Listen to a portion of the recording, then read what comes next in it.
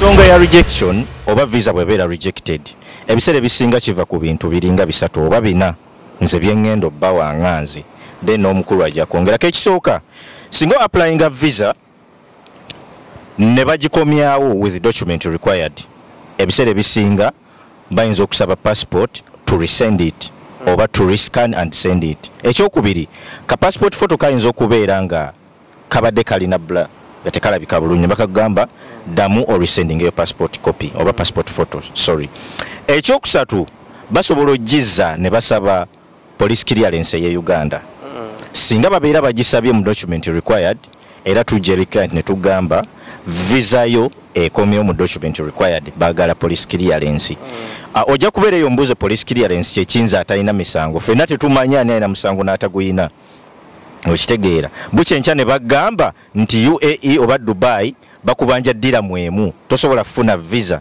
paka ng'osasudde ddira. Mumya. Yaman. Sakungulira Nyondo. Soke baby chi. Sakungulira Nyondo ne ya bizigo. Ogenda ku ssomero. Watangulira ebizigo sigenda ku ssomero. Aya nfudde nze gwenja kulya huku ne Nyondo mugattire kole boba Nyondo yavaawa mwana. Gosobola gano genda gwe ku ssomero gwe.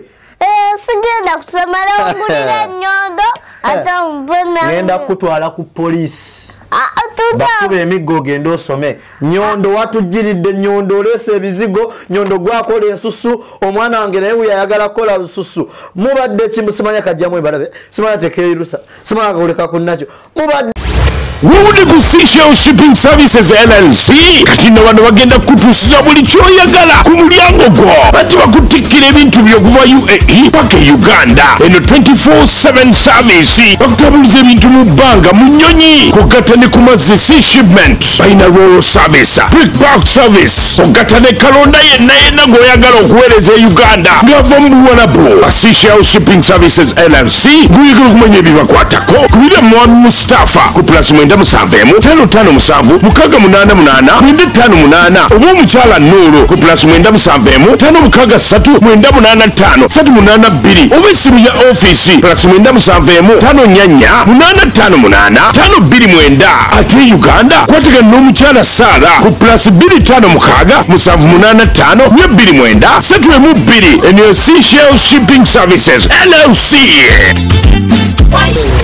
Uganda Teleband wabula okujjako wabeerawo kye tuyita technical issues mu system za government oba immigration tekitegeeza nti ensi ebeera band because system etuulako visa eza nationalities ez'enjawulo omuli ba Asians, African, Europeans and others so si kituufu ekya ban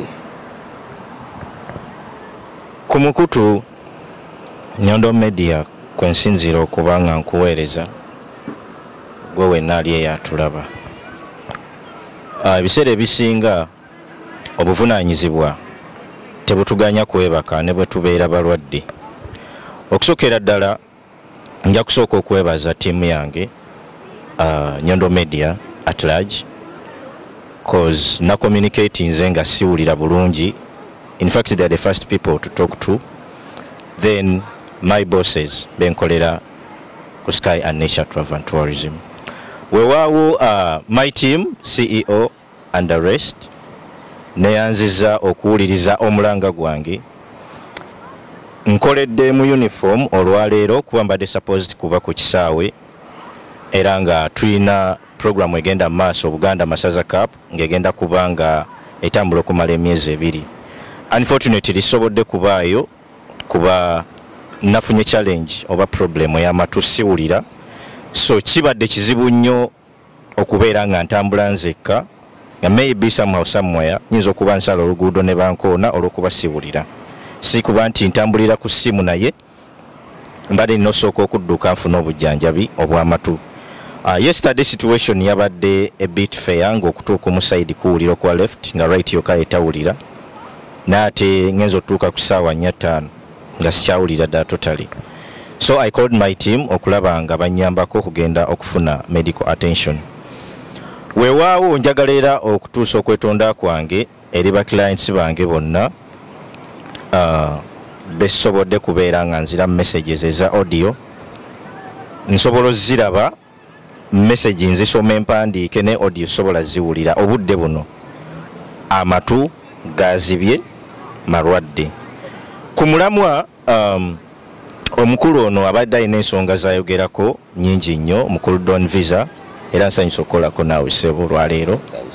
In fact tuli mu business yemu naye nga Nyondo Media ffe tulowooza nti agali awamu ge galuma ennyama. Nsobola okubeera nga nina kyemmanyi n'ate n'aba n'ekisinga ku ekyo kyemmanyi. So mu kubeera mu business yemu tuweŋŋana amagezi era ne twebuuza nti owaaye ewuwo kiri kitya. Nyinza okuba ne client nze nga nemeredde ne mubuuza owaaye ewuwo kikuwa. So ne tusobola okubeera nga tusharinga services. At the end of the day tuli wano kuweereza mwe bannayuganda wamu ne nationalities endala. Era olwaleero ngenda ku mixing ennimi ngenda kozesa bbiri nganze oluzungu n'oluganda. Sookedde mu Luganda lwa nsonga abantu abasooka okulaba program zaffe zino baana baabwe ku butaka ekyaddondo. Nabwe guti era sijja kwerabira mukama waffe Bantu African Travels obwedda akuba obusimu ayina conversion ng'ennaku z'omwezi 17. Ono nno akwasaganya visa za UK muganda wange era ng'asinziira Uganda gyaweerereza services zino. Ennaku z'omwezi 17 agenda kubeera mu Deira KFC tujja kubeera nga tuba updatinga with time ne omukulu oyo ayina conversion gowe nayagala ogenda ekada na USA na biki jangu bakubangule bakubule kyekyokukola. So ku mulamwa waliwo ensonga ezimu ze ndabye ku draft paper yo kubanga nga bwe ngambe sola kuwulira omentioninze ku nsonga ya ban nomentioninga ku nsonga ya Buscondi. Challenges wange nazifunako 3 mukama wange era nakola ku client babiri omu muna Kenya omulala muna Ghana, but unfortunately omu yatya kwa kasita yalaba bonna bagira mwezi gwe gumu omu kasita yalaba nti oli agenze mukomera namala almost 3 days omuna Ghana. He almost spent emitwalo 2 ejaddirano. Era waliwo n'omuna Uganda era still kesi yamulina Buscondi ya Ovudde yamalayo week plus. So ensonga zino eno omukulu nga bwazogedde tebyawukana. Ekyawukana mu nsonga zino nti nze ndi Sky Nature ye Don Visa waliwo n'abalala bangi abali mu business yemu, but at the end of the day tusanga challenges ezimu. Kati kino njagala okyogera mu kamera sigenda kutya nina client wange sijja mentioninga linnya but ya applying a visa before Eid neba client abalala twafuna mu period yeyo tulina over 30 visas ziri staka mu system. Ne client wange ono bambi ye mundowooza yesimu nenya era sina wenyinza muvumirwa muvunaanira ayina endowooza nti sateekayo visa. Lwaki? Nti visa gye twapplying waje yasasula it's a manual posting ndowooza ogimanyi Abu Dhabi tosobola kulaba anything as by the ICA system not until visa is approved. Ndi mukyamu kama wange ku nsonga ya manual application ngenda kudda ku bannayuganda baffe mulekera osaba visa application form togenda gifuna, that is manual app. So osaba medi owa Sky Nature nakugamba aliwo kye tuyita private posting which is online application.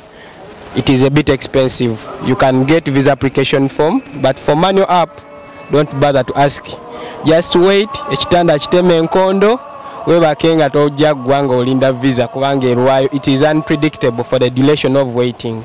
Tosobola manya oba weeks 3 oba mwezi oba myezi 2. For example inayo before visa zabeera nga visa kyafulumira munaku 2, right? Naye when the visa is okay and being blacklisted like being killed baji mjikebera jekenenya visa yo jukira visa fulmiranga munaku 2 nenga asobola ku blacklistinga visa nesobola okumalayo weeks 2 oba enaku nga 7 oba 8. Kati remember you are applying a visa which is on, I'm referring to the visa which is posted in during Eid. Then you apply the visa nebakugamba it's a manual app, but this visa unfortunately is being blacklisted. If nebaji blacklisting it's a manual app.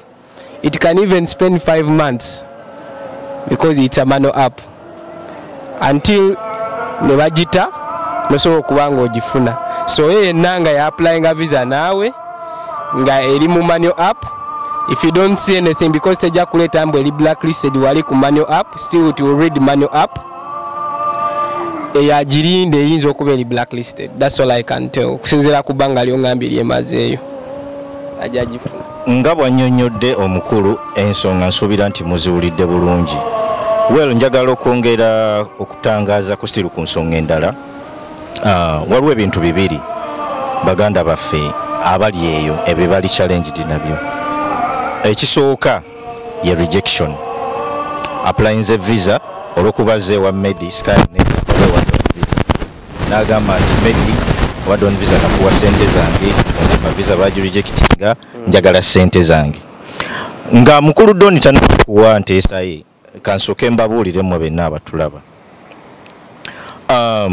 Ensonga ya rejection oba visa bwebeera rejected ebiseera ebisinga kiva ku bintu biringa bisatu oba bina nze byengendo bba wanganzi then omukulu ajja kwongerako. Ekisooka singa applying a visa ne bagikomyawo with document required ebiseera ebisinga bayinza okusaba passport to resend it oba to rescan and send it. Ekyokubiri ka passport photo kayinza okubeera nga kabadde kalina bla gatekalabika bulungi bakagamba damu or resending your passport copy oba passport photo sorry.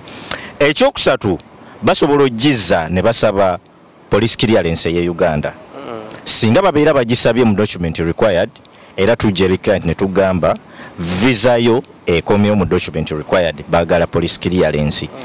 Ojja kubeera eyo mbuze police clearance kyekinza atalina misango fenna tetumanya ani alina musango n'ataguyina okitegeera. Bukyenkya ne bagamba nti UAE oba Dubai bakubanja ddira mwemu tosobola kufuna visa paka ng'osasudde ddira mwemu eyo. So singa visa yo ekoma with document required ne tukusaba buli kye batusabye ne tugamba nti biweddeyo tubitaddeyo visa nebeera rejected we give you a rejection form. Once the rejection form ezze ne tugikuwa you can either take a risk and we reapply.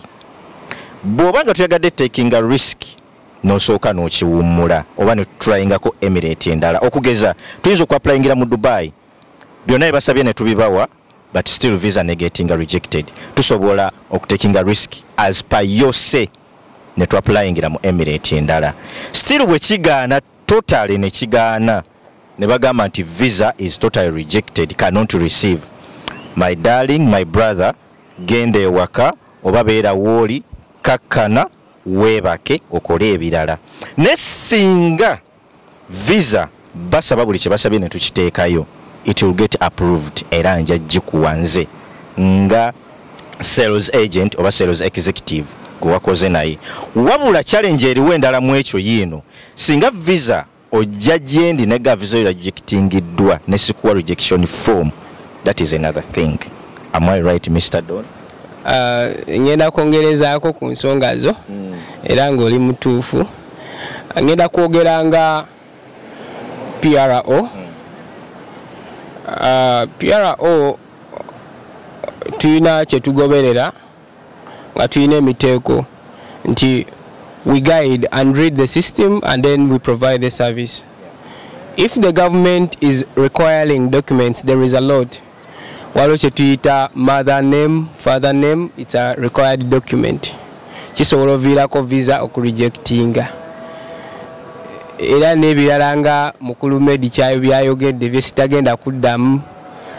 So singa nkera ku makya ne nkugamba oba Medi n'akugamba nti your visa is being returned ng'esaba required documents mu category ya manya ga mamawo to rescan your passport to attach police clearance, I prefer you obey and follow the lead of the travel consultant because few people can approach PROs, right? PROs bali rare kuwera nga bajja mu camera. Fortunately ba Nyondo munne oba munonya mutya munzigisa ebyama byamakutu unankubye emiggo so banaye mubere bantu bawuliriza visa we rejectinga saba rejection form bagikuwe visa webera ng'enamu issues eziviiriddeko rejection nga bagezezaako nga Mwami Medi wayogedde in Dubai, Sharjah, Abu Dhabi, making sure you get affidavit documents and find a notary person in the country, whether your family member or a lawyer. Go to the embassy of Uganda in UAE in Abu Dhabi. They can find a solution, then you can get a visa again. Nga tubesinga ku embassy ya Fiji migaso ja embassy or consulate house in Dubai, Uganda consulate house. Gwengogezeza ku applying a visa mirundi Dubai osobola kufuna visa yo nga tubesinga ku private systems, normal application totawana tozunga. Abu Dhabi osobola kufuna ku money, right? Private, it is very rare. Sharjah you can get on private, normal don't bother. Kubanga manual app ya Sharjah jimanyi miranga myerere. So eyo nabe natubibagamba nti omuntu omugamba womuganda yagala private application, making sure nti mukkiriziganyiza ebyetaago. Private system they always ask police clearance at first. Manual application they ask police clearance at last when the visa is being returned, not all, because sometimes also take ayo visa nezifuluma, however it's taking us some time zirwayo nnyo okitegeera naye mala nefuluma naye so take ayo once in a while esabe police clearance, making sure nti tewetaaga kuba na musango wabula it's a part of memorandum of understanding which is a mandatory document according to your nationality to be provided. That is Homeland Security or National Security of UAE, Fuganga Wanalaba government of UAE central government. Egamba this nationality of Ugandans according to this category, visa category, and this system bagalo kubanga bagitekayo visa wobotekayo passport kafananyi tuza kone police clearance, whether it is attested or not attested, as long as is from your home country police. So bajja kubanga togenda ku Namaswala police post, genda ku Ekololo, you make sure you apply those things and then you attach. The immigration will make sure that they provide accordingly nga babesinga ku documents zona abo bawadde aba agency they are advocates for you from the government. Fawazi company aba tourism companies, they call us tourism guidance sector. We guide you where you don't know. So when Mr. Medi wabaku government system esaba police clearance, making sure you provide that, it is more important. Ofuna ya abantu abemputwe well tweyanziza nnyo Mr. Don kakati njagala okwongera ku nsonga eyo echallenge yangu wadde ogyerabidde nti yakuwulira. Njagala okutegeeza munnayuganda yenna ave waka ng'oteekateeka kuyingira Dubai ku category ya visa yonna, oba freelance oba visit visa oba multiple visa entry. Waliwo system eya-upgradingiddwa muganda wange, simanyi oba wagitegeddeko nti obudde buno kati Sharjah esaba extra fee ku myaka emito n'emikulu. Yeah. So kakati twagala ogezaako bategeeza oba njagagezaako bategeeza mu benna abatulaba nti visa services zonna ze tubadde tubawa ka price kajja kukyukamu olw'emyaka bw'obanga gy'olina tegituukagana n'egyo eja visa. Ali ku kamera simanyi lwaki musanyufu naye nga kyendowooza nti ensonga yonna emusanyusa ekwatagana n'omulamwa gwe tuliko. Well, ekirala kyenjagala okwogerako nganze mukama wange, still tulikyali ku visa kubanga ze zirumye bannayuganda emitwe. Waliwo client yambuuza mbadde mu UAE ku passport ng'eriko amannya 3 nenjagala kudda Uganda kusala myaka ku ne passport empya. Waliwo mukwano gwange yakikola najja era amaze ebbanga ng'atambulira ku ekyo nkwotinga mboozi so nze nange bwe nakikola n'aba nsobola okuyitawo nga nze namugamba nti tekisoboka kubanga kyemmanyi ku UAE nsi y'amateeka era ndowooza singa abakuttemu ogwo omusango nze nga nze ndowooza nti bayinza okukyajinga treason ku ndowooza yange ng'otambulidde mu personality ez'enjawulo in fact sirowooza nti bayinza n'okukkiriza so kati njagala ogezeko okutangaaza omuntu olwo yali alina endowooza bwetyo Uganda yayingira ali ku myaka mikulu jukira UAE bweze myaka 5 waliwo emirimu gye batokyakola bakulimitinga ne bagamba nti guno guleke tokyasobola because of the years so kati nsaba otangaze ku nsonga eyo then nja kwongerako more light to it n'ensonga endala zenina nganzi. First of all ebintu ebikwatagana ne passport, it is another state document whereby UAE is another state. Ngoena ngolengo ina passport, most especially Baganda bafe banyina fabajanga by then by na challenge yemyaka ne baba kuzamu. You can change the document but in a okukola ensindika akati kifuuse kyangu ddala anti bannafe abaroja Balisters Club batuwadde omukisa okutendekebwa mu bukodyo obw'okutawula kaakaawa nga buli akanywako asigala yeenuguuna. Roja Balisters Club esangibwa ku Shaija Alnada City Tower Building UAE bawagula ba Balisters okubongera obukodyo ate naawe ayagala okutandika omulimu guno bakwaniriza. Bw'obeera oli ku cancellation visa, visit visa oba own visa tewandisubiddwa mukisa guno kuba ebisale bitono ddala ate ng'osobola okusasula mu kibanja mpola. Guno gwe mulimu gw'osobola okuyiga n'ogukolera obulwa ggwanga ate ne bodda mu Uganda n'otandika okwekozesa. Emirimu gy'okola bwe giba gya waka mu kiyumba bw'ofunayo off genda osome ku makya oba olw'eggulo. Roja Balisters Club esomesa n'okutabula juice ate ne ice cream. Ekyenjawulo ku Roja Balisters Club bw'omala okutendekebwa basobola n'okukunoonyeza w'okolera. Guno mulimu gwa mu mutwe bw'oguyiga oba ofunye kyabugagga kya nsibo. Esimu plus 971 545 166 577 oba plus 971 55 43 7 54 standard procedures ngoyitira mateeka funa lawyer akuwe document bategeko ready stamp eya notary ne state oba province stamp from the judicial. Then document eyo making sure nti oba otambula ojja nayo togirekayo and weda njogerako ekola emirimu mingi. Affidavit document is doing a lot when you are doing what we call document modification mukukyusa. I think njogedde bulungi.